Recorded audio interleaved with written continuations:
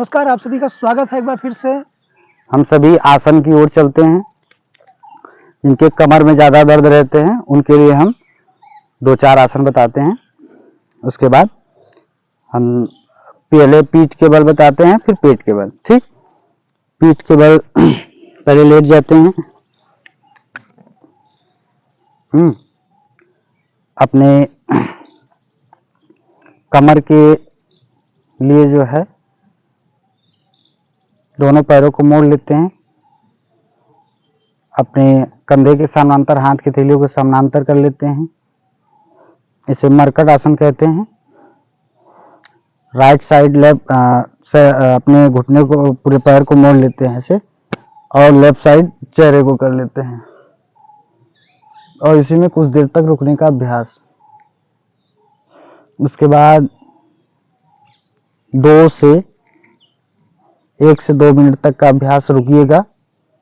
और उसके बाद जिनके कमर में दर्द रहता है उनके लिए, और अब पैर को राइट साइड से लेफ्ट साइड में मोड़ेंगे और राइट साइड अपने गर्दन को कंधे के समानांतर हाथ की थैलियों को लगाए रखते हैं।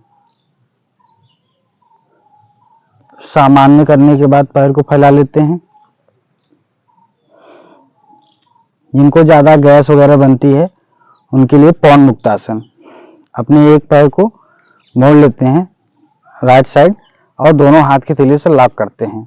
अपने छाती तक लाते हैं, सीने तक, शोल्डर और नासिका से टच करते हैं।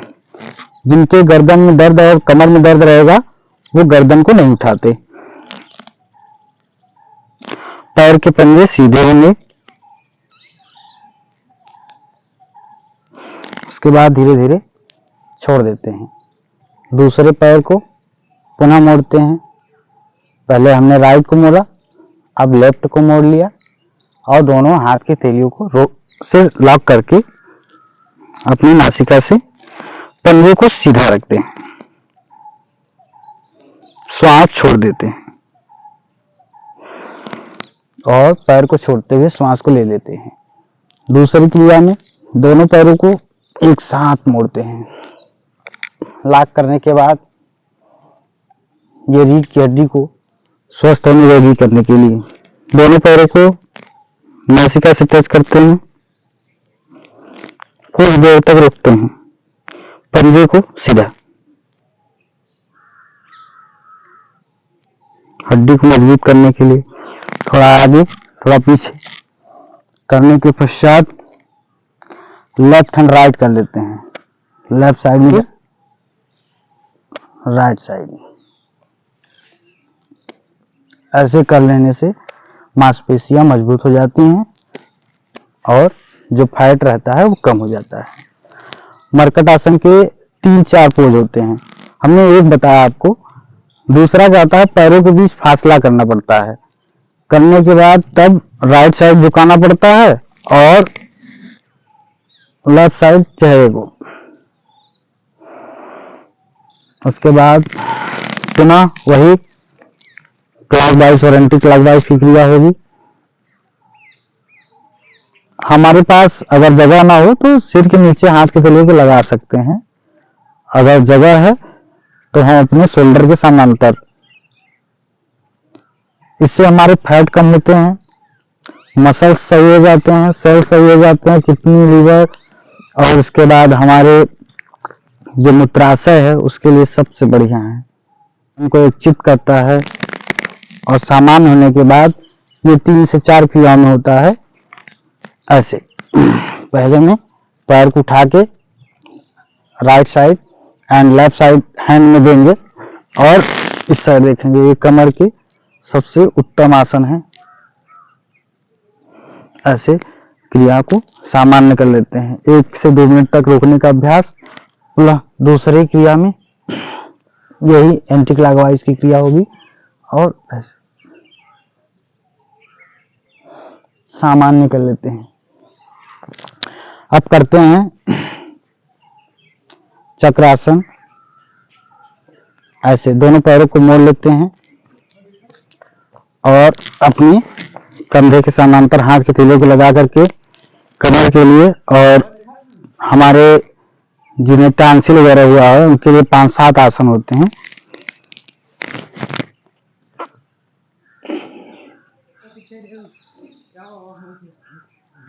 उसके बाद नीचे हमारी नाभि जो होती है घसकती रहती है। नाभि कभी कभी क्या होता है कि दोनों छाती से अगर नापे तो नाभि घसकती है, अभी तो घसकी रहती है, तो उससे स्थिर हो जाती है।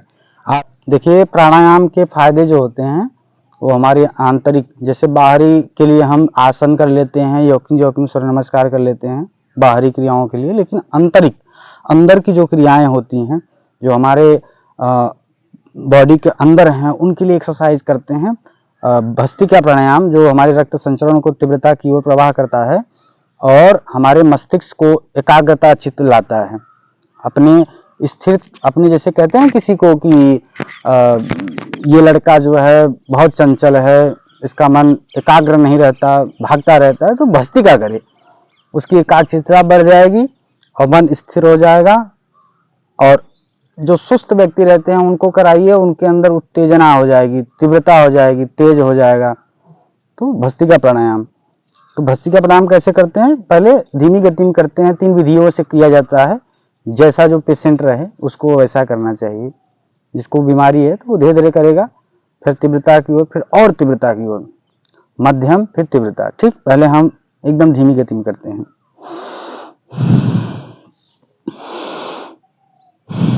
2.5 सेकंड में लेना है, 2.5 सेकंड में छोड़ना है। पहले तो हम लेते हैं, उसके बाद छोड़ते हैं।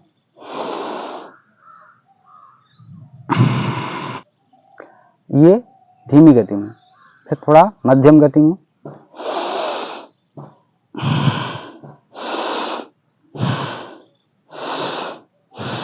उसके बाद हम लोग जो युवा हैं उनको तीव्र गति से करना चाहिए, उनके अंदर तेज होता है, सामर्थ्य रहता है और अपने सामर्थ्य के अनुसार ही करते हैं।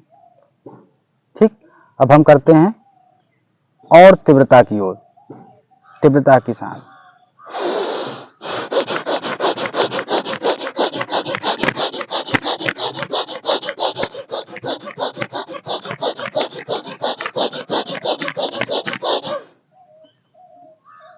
इसके बाद कुछ देर तक श्वास सामान्य करके स्थिर हो जाते हैं, अपने शरीर को स्थिर रखते हैं। इसको जिन व्यक्ति को ज़्यादा ब्लड प्रेशर रहता है वो इसको इतनी तीव्रता के साथ नहीं करेगा, क्योंकि उसका ब्लड प्रेशर हाई हो जाएगा। इसको करने से हमारे जो मुंह में, दांत में जो अनन्य प्रकार की बीमारियां होती हैं, मुंह से बदबू आता है, मसूड़े जो है दांत को पकड़ नहीं पाती, उसके लिए सबसे बढ़िया है। चलिए कपालभाति बताते हैं। ये प्राणायाम दूसरा है कपालभाति। इससे हमारे रक्त संचरण जो होते हैं वो ब्लॉकेज को खोल देते हैं। कहीं चोट लग गई या कहीं ब्लॉक हो गया है नस, तो कपालभाति करते हैं तो वो ब्लॉकेज खुल जाता है। कपाल मतलब सिर, भात माने चमक, आपके चेहरे पे ग्लो भी आता है। इसको अगर 5 मिनट से 10 मिनट, 15 मिनट, 20 मिनट, आधा घंटा कराया जाता है, जो बीमार रहते हैं, जो पेशेंट रहते हैं, ये 99% लोगों में काम देता है। कैंसर जैसे खतरनाक बीमारी को भी नष्ट कर सकता है, लेकिन आपके अंदर दृढ़ता और योग को करने की इच्छा भी होनी चाहिए। तो चलिए कपालभाति कैसे होता है। नाभि पे स्ट्रोक देते हैं और झटके से बाहर छोड़ते हैं और निरंतरता के साथ सांस को बाहर छोड़ते रहते हैं।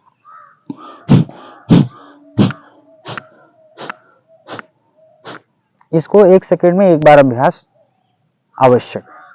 इसकी स्ट्रोक जो होते हैं वो झटके से श्वास बाहर की ओर छोड़ते हैं और अपने आप श्वास अंदर प्रवेश कर जाता है। और नाभिक पे स्ट्रोक देना है, इससे हमारे जो चक्र होते हैं वो भी जागृत होते हैं। जैसे हमारे शरीर में 7 चक्र होते हैं, तो उनके चक्रों की जागृति भी इन्हीं के माध्यम से होती है।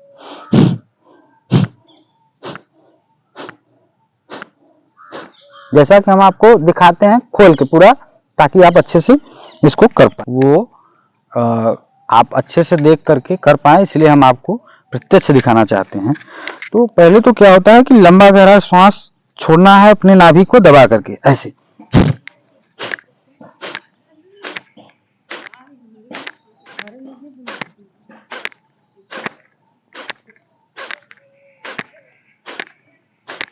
हमारे लंग्स अच्छे से काम करने लगते हैं, जो हमारा हृदय रोग है वो सही हो जाता है। हमारे 99% रोगों में काम करता है, पूरे जितने भी रोग होते हैं सब में काम करता है, एक आके छोड़ करके सभी रोगों में जो है अपना सहानुभूति देता है। और ये वैज्ञानिक तथ्यों के साथ प्रूफ भी है कि आपको किसी भी प्रकार की अगर चमड़े में कोई बीमारी हो गई हो तो उसके लिए ये सबसे उत्तम है। आपके चेहरे को ग्लो कर देता है, भूख लगने की प्रक्रिया को और तेज कर देता है। आपको किसी भी एक पैसे की जरूरत नहीं है, आपको भूख नहीं लगती। आपका पेट ज्यादा निकल गया है तो पहले वो ढीला करेगा, उसके बाद आपके पेट को भी कम कर देता है। आपकी भोजन क्रिया का संतुलन बना देता है, आपकी भोजन क्रिया को एकदम संतुलित कर देता है कि आप इतना खाएंगे तभी आपका सब एकाग्रचित रहेगा। अभी तक आपने योग को धारण करने की विचारधारा उत्पन्न की होंगी, लेकिन हम कहते हैं कि आप प्रतिदिन करिए। गारंटी आप मत लीजिए, आप निरंतरता के साथ करिए। गारंटी हम लेते हैं कि आप सही रहेंगे, कोई बीमारी नहीं होगी, लेकिन आप प्रतिदिन करेंगे तब। ये नहीं कि आप एक दिन किए, 2 दिन बाद फिर किए, फिर 5 दिन बाद किए, तो ऐसे नहीं होता। निरंतरता के साथ और लगातार आप करिए, ठीक है। अब ये कपालभाति, इसको भी 3 विधि से किया जा सकता है, धीरे धीरे और मध्यम और तीव्रता के साथ। इसको भी 3 विधि से किया जा सकता है। और पेट को खूब बढ़िया से रहने के लिए नौलिक क्रिया आपको हम दिखाते हैं, हमारे स्वामी जी भी करते हैं, हम भी आपको करके दिखाते हैं। तो एसिडिटी और पेट में अपचन होता है और भोजन नहीं पचता, उसके लिए सबसे बढ़िया नौलिक क्रिया होती है। क्रिया है ये प्राणायाम नहीं है, ठीक है। इसको सब कर लेते हैं, बस अंदर की जो इंद्रियों से इच्छा शक्ति जागृत होती है उसके माध्यम से आप किया जा सकता है। पहले तो हम बाह्य प्राणायाम करते हैं, उसके बाद तब नौलिक क्रिया।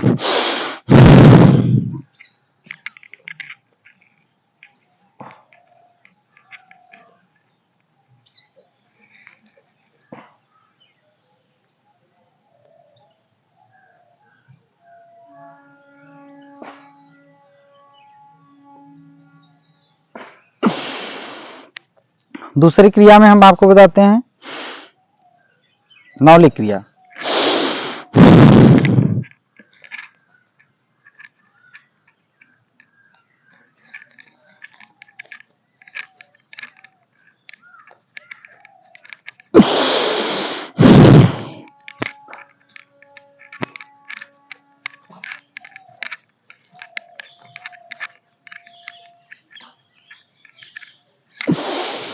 इसको कर लेने से आपके पेट में कोई भी बीमारी नहीं होगी, आप सही से भोजन करेंगे और अच्छे से आप स्वस्थ रहेंगे। अपने पूरे योग साधना की ओर से आपका हार्दिक स्वागत अभिनंदन करता हूं। फिर हम मिलेंगे आपके अगले एपिसोड में। धन्यवाद।